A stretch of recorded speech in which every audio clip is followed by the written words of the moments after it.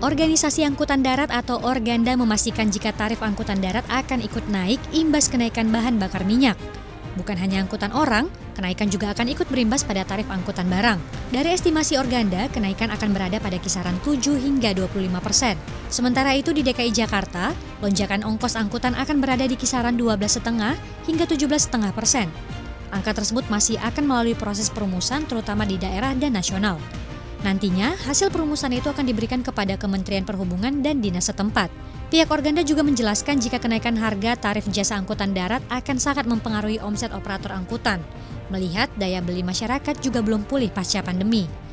Seperti diketahui, pemerintah menaikkan BBM subsidi pada 3 September kemarin, di mana harga solar subsidi naik 32% menjadi Rp6.800 per liter dan Pertalite naik 31,7% menjadi Rp10.000 per liter.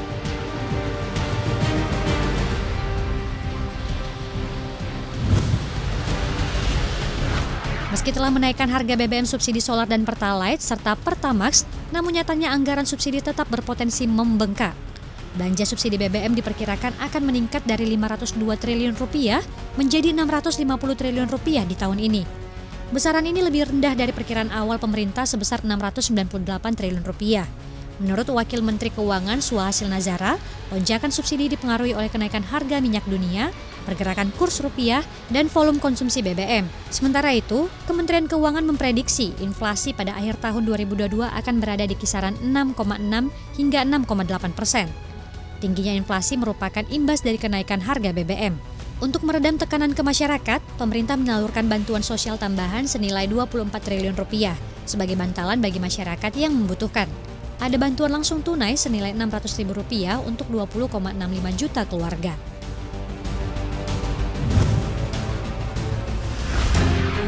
Kementerian Kominfo menyatakan 2 jutaan sampel yang diduga dari kebocoran data registrasi SIM card tidak memiliki persamaan. Namun, data tersebut dilaporkan memiliki kemiripan.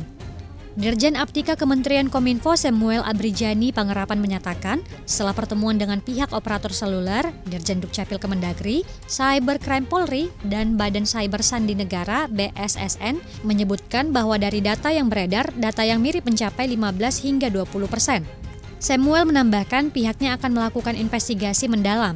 BSSN akan membantu pihak Dukcapil dan operator seluler untuk melakukan koordinasi lebih dalam lagi terkait masalah ini. Soal data yang tidak sama, Samuel menambahkan ada kemungkinan peretas tidak memberikan data secara lengkap dan akan dilakukan investigasi agar mengetahui pihak mana yang mengalami kebocoran data. Samuel juga menegaskan pihaknya tidak menyimpan data terkait registrasi SIM card, namun para operator memberikan laporan data agregator pengguna seluler. Sebelumnya dilaporkan data registrasi SIM card bocor mencapai 1,3 miliar baris data.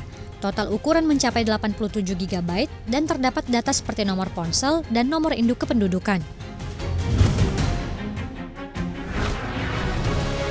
Tak hanya gertakan, Rusia benar-benar menutup aliran gas ke Eropa. Gazprom mengumumkan aliran pipa gas Rusia ke Jerman tidak akan dibuka kembali seperti yang telah direncanakan pada Sabtu 3 September lalu.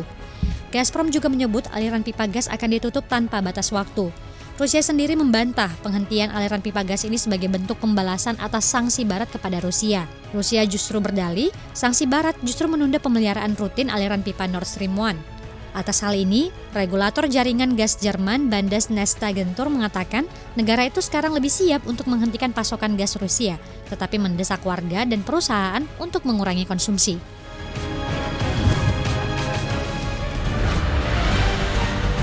Pasca pernyataan Rusia tentang rencananya melakukan penutupan pipa pasokan gas utamanya, nilai tukar euro terhadap dolar Amerika Serikat langsung jatuh di bawah $1 di awal pembukaan Senin pagi. Ini merupakan nilai terendah yang pernah dialami mata uang benua biru sejak 20 tahun terakhir.